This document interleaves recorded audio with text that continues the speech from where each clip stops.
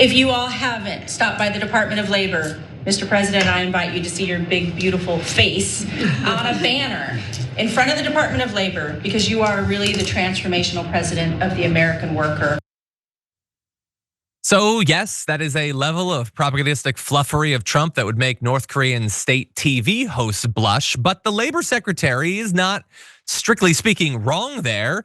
When it comes to workers, Donald Trump has been a transformative president. I mean, what else are you supposed to call it when he takes the Department of Labor, which is like the only corner of the government that even pretends to give a damn about workers, and turns it into yet another area of the government that's designed to utterly screw over workers to marginally improve corporate profits, or not even, sometimes to just do it out of seeming to like doing that sort of thing. And so the Trump regime is clearly in that ridiculous display with his really big brother face on the side of the labor building there, trying to rewrite the story of Donald Trump when it comes to workers and make him out to be some sort of champion for them. But I'm sure many of you already know he has been anything but, and his war on workers goes back many years. As a CEO, like most CEOs, he utterly despises his workers. He wishes he could snap his fingers and replace all of them.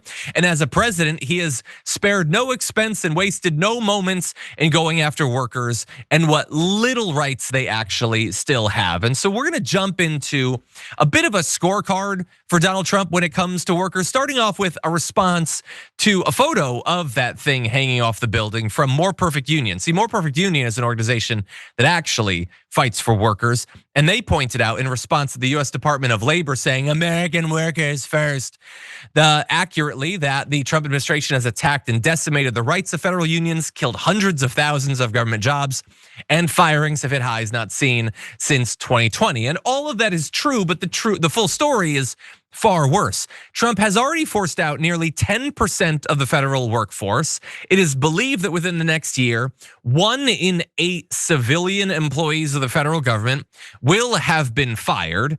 There will be no savings as a result of that. Every cent that is saved by firing all of these career professionals and experts will just be plowed back into the military. So we're not going to be saving any money, but we will be far less capable of dealing with things like pandemics, natural disasters, all sorts of things like that.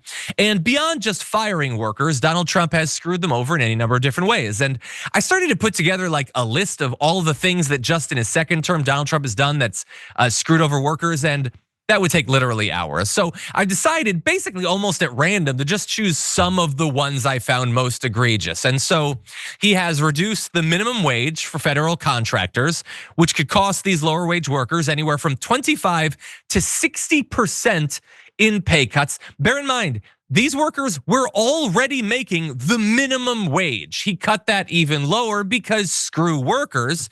He fired nearly 2/3 of the staff of the National Institute for Occupational Safety and Health, because who cares if workers across America are getting injured or sick or maimed or killed on the job? That's not something that we need to do anything about. They can just take care of themselves. He stalled the implementation of a rule that would protect minors from black lung. That's not like a joke one I put in there. Remember, like on the campaign trail, they love to put minors behind them. Like, we're Republicans are the ones who really understand minors. He wants them to get black lung.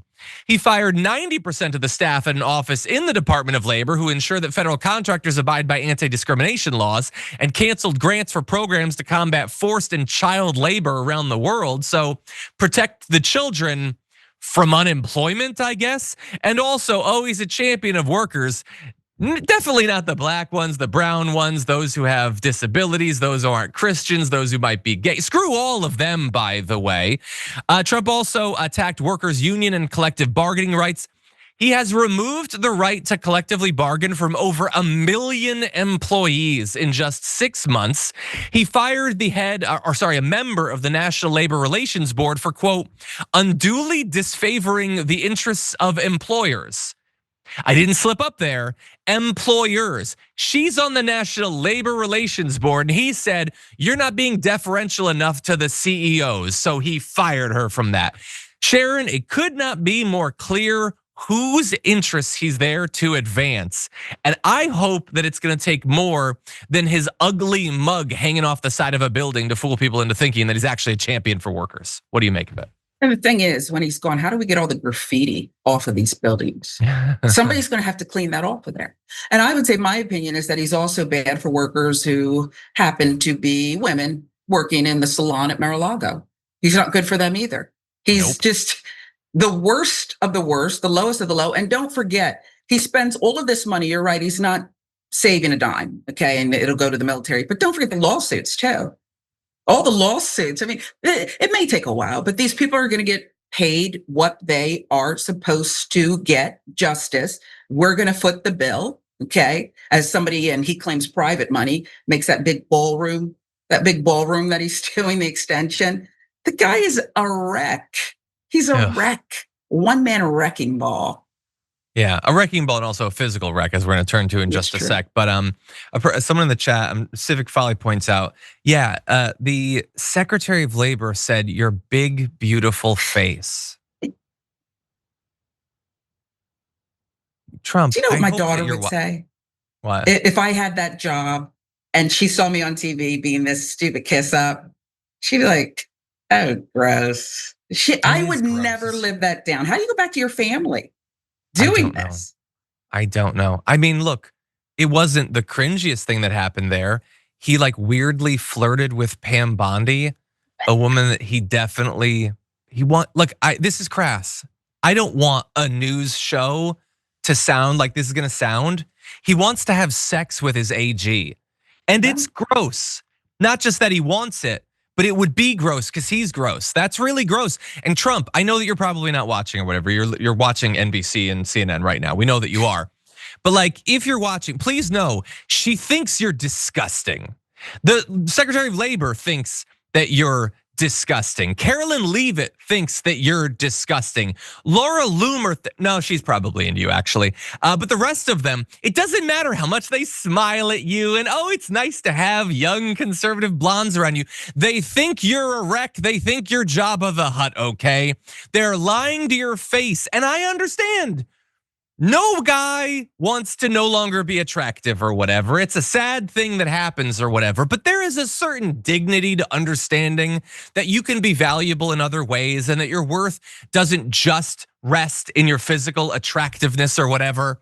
But you can't accept that, and you cling to it, believing that these women, that they like gag at the thought of seeing you topless, are actually interested in you. It's sad, it's pathetic.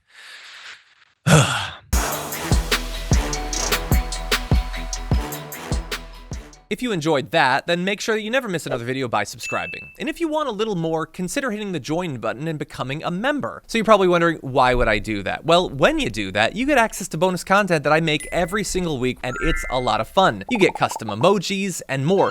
If you join at tier 3, by the way, you even get access to a monthly member hangout with myself. And you'll get all that going forward, but you'll also unlock years of the back catalog that is literally 100 or more bonus clips and top 10 lists and debates and more. So what are you waiting for?